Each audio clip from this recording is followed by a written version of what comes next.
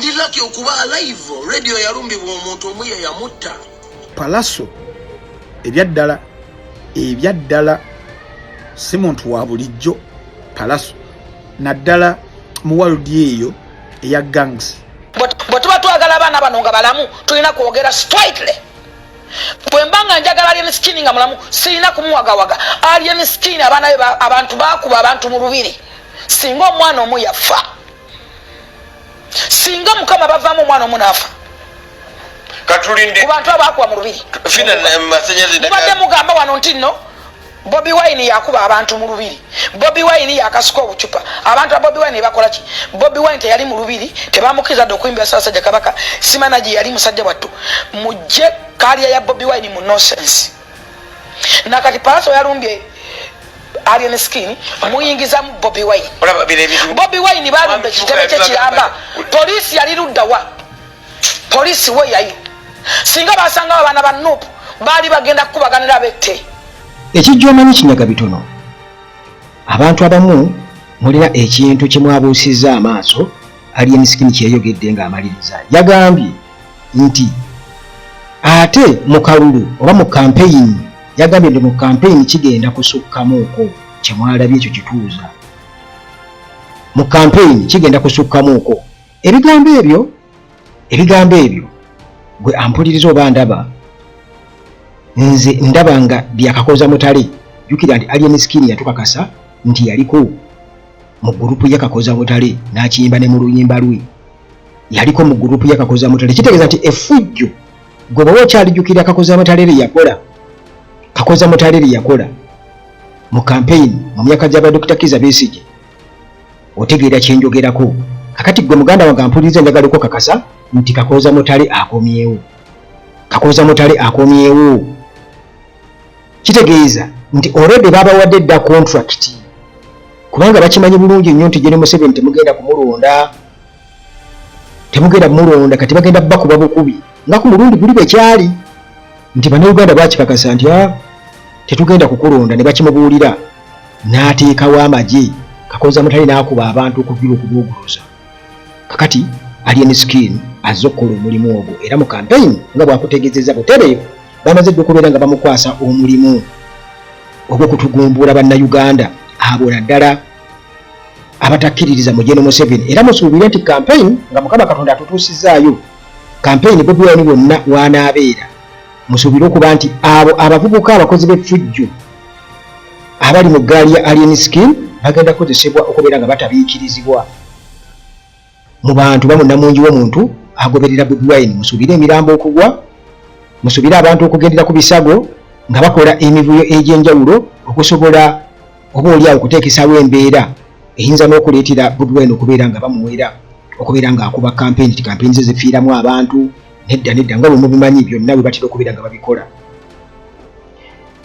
Kaakati munnange ekyo nga bw'okiwulidde awo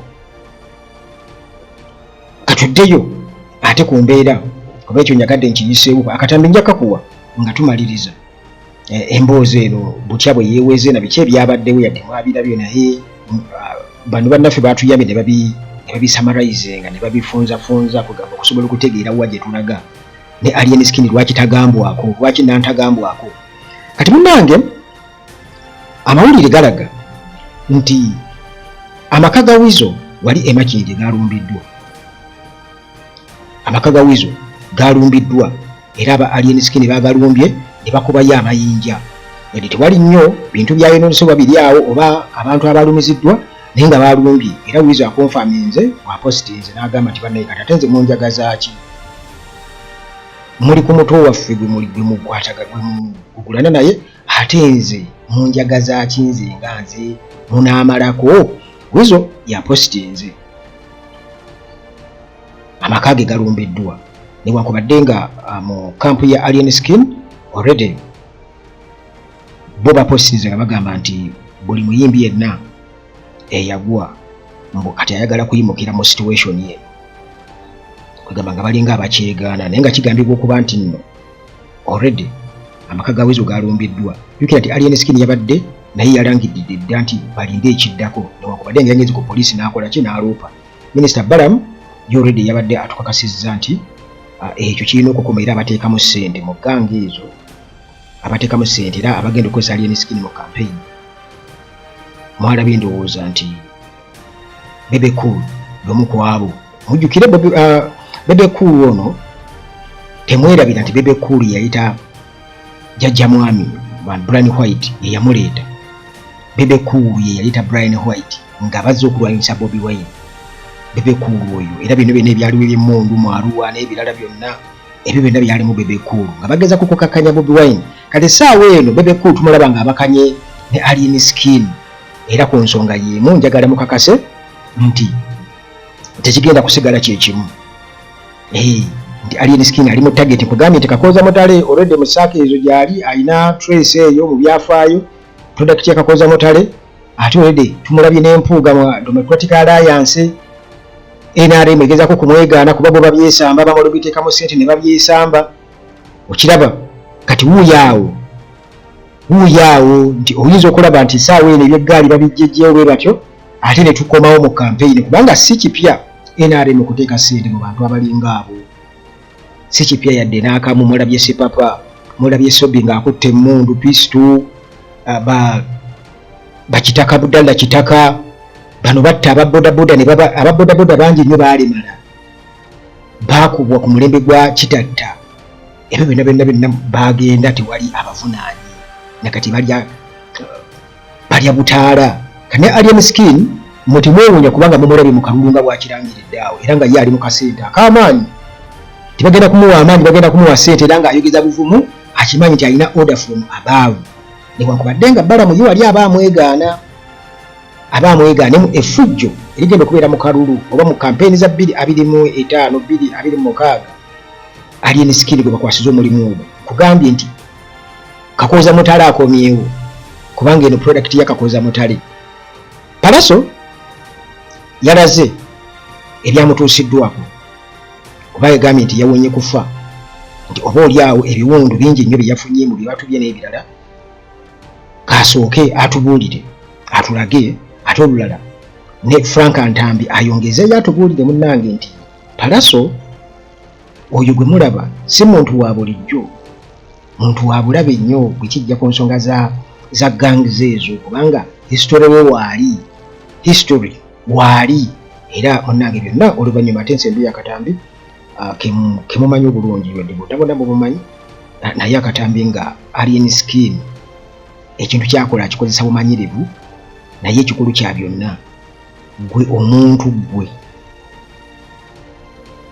oba katugeze wa opposition gwe musango kugamba yakayita nakalabba infact agamba nti akalabba kajja akayita kalabba bannayuganda mulina amaanyi agasobola okuyimiriza alien skin kubanga talina kyali talina gaali talina ki bannayuganda nga musazeewo ne mugamba nti poliisi kino bwe kigenda mu maaso oba singa tugezako netulaba ebikola bwe biti mu campaign ffe kennyini tugenda kwekolera ku alien skin stand aside abaana we bali abasobola okukola ku alien skin bamutuuza bulungi nnyo era ne poliisi nayo nekkiriza nti eremereddwa kino kirina okutegeerezebwawo poliisi nti eno product yammwe temutubuzaabuza kubanga byekola bingi nnyo byebadde gyekola ebikolobero naye nga temufaayo era ono mugezaako kumutulaga nti alina okudisipulininga sayidi eri etakkiriziganya na NRM oba etakkiriziganya na muhoozi bonna bebamu nti tusobola okugyekolerako obutakumalira budde kankuba obutambi awo nawo tuveewo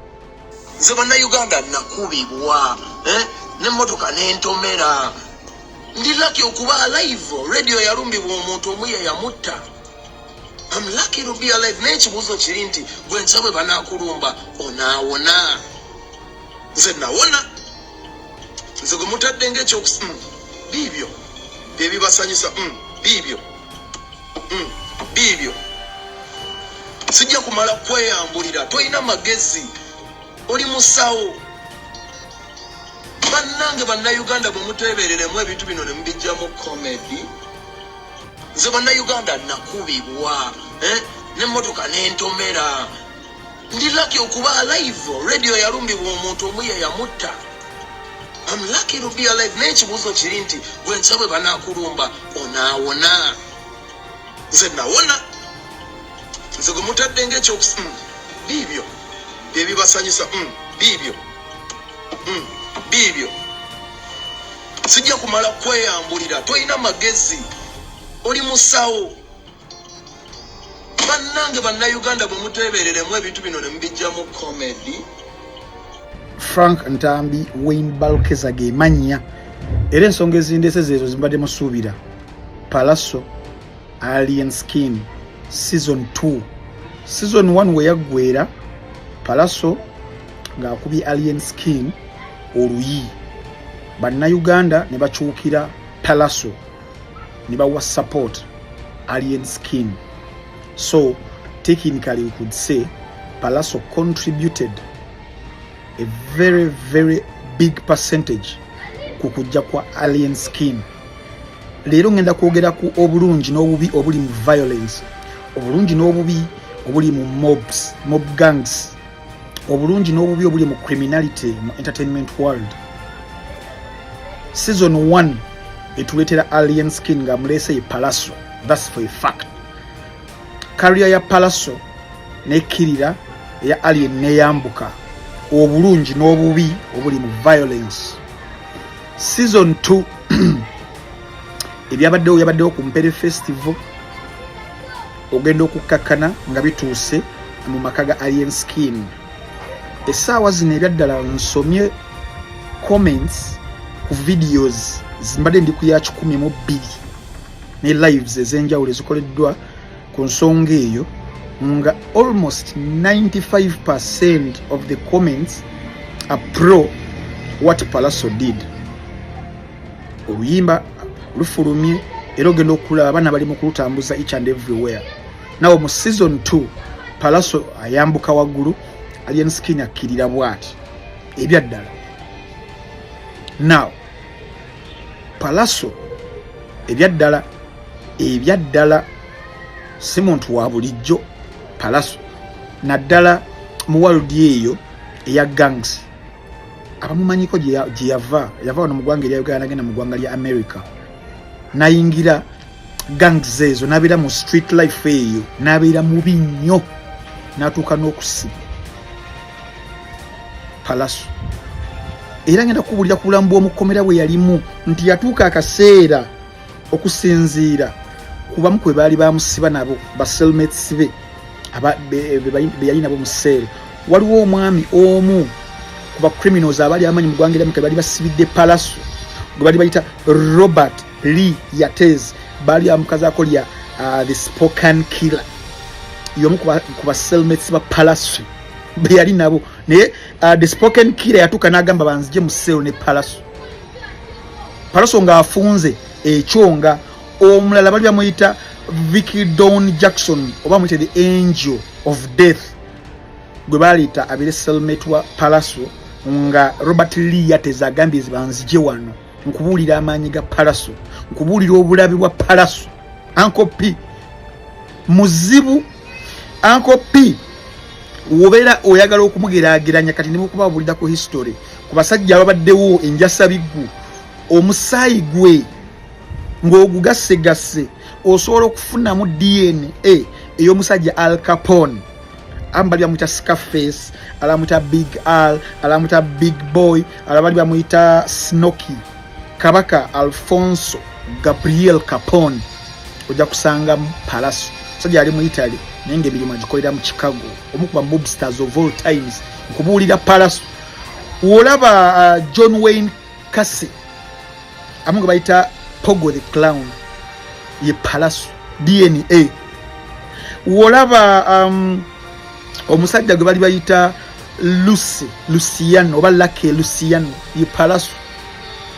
Frank Costello ye Pallaso wakati modern day Pallaso.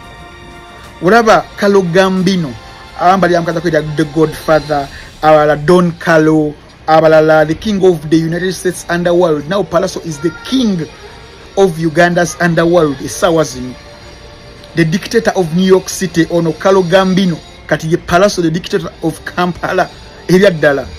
John Gotti amanyi John Gotti gwe bayita the Dapper Don ye Pallaso. Uncle P abali bamanyi Frank Lucas gwe bayita Superfly ye Pallaso. Kakati nkubulidde Pallaso yatuukako mu kkomera lye bamusibirako nga ba criminals United States bye yali yeetaaga FBI bye yali enoonya ne CIA nga bali mu cell yemu ne Pallaso ne bagamba batukyuse Pallaso nga akyuse era neewuunya nga Pallaso nga aze wano mu Uganda n'abeera ng'ali ku Holland Pallaso osobola n'omulinnyako nga tonoogenda ye Pallaso naye bw'aba yeekyayi Pallaso aba mulala so Pallaso yalumbye omusajja ewuwe omanyi okulumba ku home ewuwo ng'ensi eraba nga teyeekwese waddaga manzuuno kibunoomu neeraze n'akulumba n'akuggyako wini n'akubakuba buli kiri awo geega amaanyi nno ga Uncle P Pallaso wetuba tuli mu criminality criminal world oyo Pallaso mulalamu nnyo family y'abamayanja ndala abo abasajja Jose Chameleone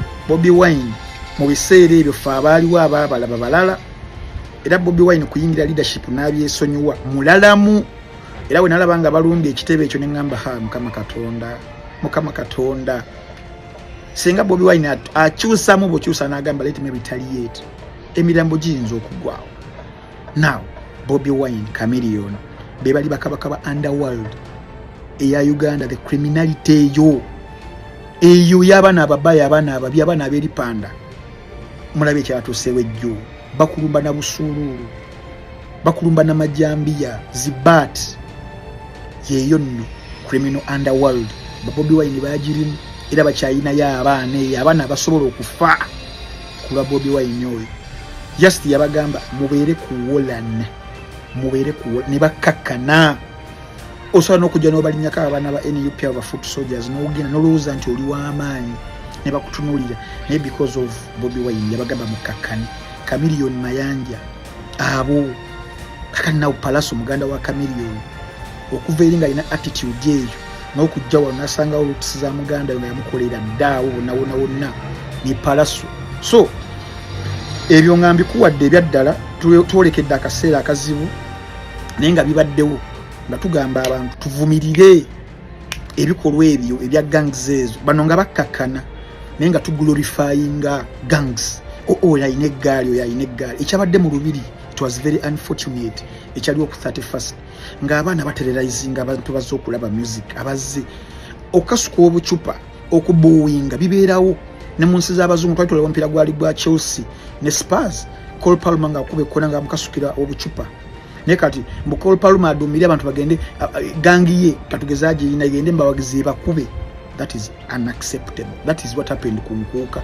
ne bayingira ne batererizinga abantu ne tukuba engalo abazikuba w'amaanyi polisi ya Uganda nga terina kyeyogedde wadde terina gwe apprehendinze polisi ya Uganda ebaddewo nga criminality zino zibeerawo nga abantu abamu bali glorified bannabyabufuzi abamu baba recruitinze ne statement omukulu yajogedde nagamba tulinde mu kalulu kigenda kubeera kirala so even politicians abamu nga bali recruiting abantu nga we bati batererizinge banna Uganda polisi n'esirika now where are we going tugenda luddawa bigenda kuggwera mu musaayi bigenda kuggwera mu kufa emirambo gigenda mala kugwa ng'ogwa Tupac ne Big we gyagwa violence nekendera muka akaseera at least mu rap music wa America jamala kugwa ne wano mu Uganda omulambo gw'omuyimbi omu sorry to say I'm not a prophet of doom naye gugenda kugwako wali bagambe tubyesonyi because bana abantu bagenda kustopinga unless nga bana bakulu abagambe tu stopping nga Bobi Wine we yagamba bana mu stopping mugiremuko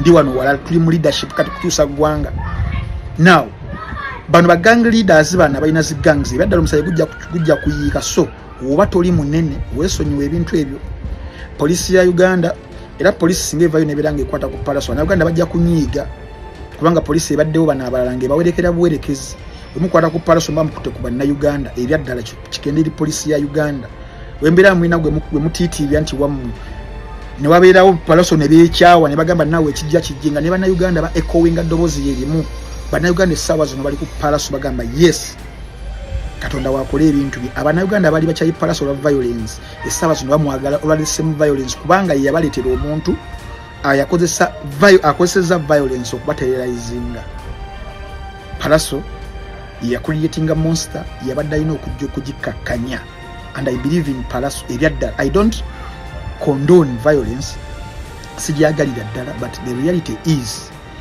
nti ffenna tuli bakunenyezebwa, security agencies zakunenyezebwa, ffe abawagizi tuli bakunenyezebwa because we glorify this. Pallaso right now gwe mwana mayanja family gwerina wizo mumulaba yayika windows kamiyoni huyo mulema kitaawo alinga ayina ggwe ategeeramu. Omuntu ategeera asaba n'emmere olumba otya amaka g'omuntu n'amajambiya nga naawe kooli ate nga te naawe kooli n'ebisi. Oh my God, njogere kindeke ki sijja bye balama byogerako nja kuba munnanfuusi siri munnanfuusi sirina side right now nze siri munnanfuusi si pretending nga sinonya likes and comment but I'm going to speak the truth. Olumba otya amaka ga munno muli abaana abato omusula maama w'omukazi omukulu n'okola effujjo eryenkana onemutuka n'okukuma emmotoka omuliro. Can you imagine? Is it a country? Is it a Ugandan? And in a Gwanga in a security. Where is Uganda police? Where is the security? Where is the Bitongole Bikuma Dende? Where are you? Tuna mala kuzika kubana ba wechala aluwa viso. Tubera ne ba village. Ma ala DC. Village Mbega. Village Mbega. Ne Paris piso. Bana bachala. Bonna bale mwa lwansonga ki. Bale mwa wai. Omuntu enakasa wefula ganga sita. Muna ba South Africa lwache eri muntale zitakoma. Nze mpanyo muntu achitibwa we South Africa. Bana ba Adam mba I respect them because South Africa Africa was on war country. Omanyi Rwanda lwache kula kwana ku speed. Omanyi Rwanda lwachi yamanyi. Omanyi lwachi mwogera ku Kagame wa ku Rwanda. Rwanda ne bwofiriwa omuntu alina supposed kuzika muntu nga tebakwade permission. Even okufira obufiri omwana oba muntu wo bebakulaga amateeka bagatwala anti mateeka tozola kuvuga boda boda boat no olunaku lw'okwenja baggalawo naye Uganda where is semateeka w'eggwanga akola amateeka gakola ddi where is ekigambo order from above. Mu bino ly'okuyingira omwaka eryabadde mu Lubiri wabadde wakacankala n'akavudde ku kabinja k'abavubuka omuyimbi Patrick Mulwana amanyiddwa nga Alien Skin batambula nabo. Bano balabise ng'ebyabwe bya mifumbi era Alien Skin olwabadde okuyingira Olubiri ne baagala agendera obutereevu ku stage awayimbirwa. Ab'ebyokwerinda abategesi bwe baataddewo batandise okweriga n'abavubuka bano era poliisi n'amagye basanze akaseera akazibu okubakkakkanya. Oluvannyuma ng'omuyimbi waabwe alinye ku stage ekyobulabe ekirala ekyabaddewo ky'ekyokusamula omuliro mu bantu. Ng'ali ku stage Alien Skin yawulikise ng'alinga alabula abawagira akabinja ka Kafangoni ku bigenda okuddirira beetegule badde waabalabira.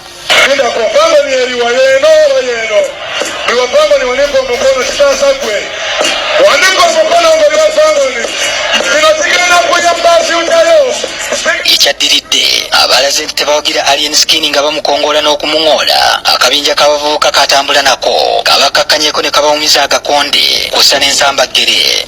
Ondabire nnyo Apitex.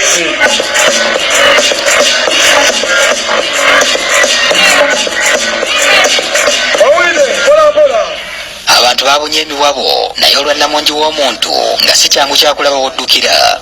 Tetumanyi muwendo gwa bintu ng'obutebe ebyayonooneddwa mu kacankalano kano. Mu ngeri y'okusiibula ebigambo byewunzise nabyo yalaze abadigize nti kye balabyeko kibadde kituuza balinde ekijja mu kampeyini. Nabo baffe ate mu kampeyini bigenda kutabukamu.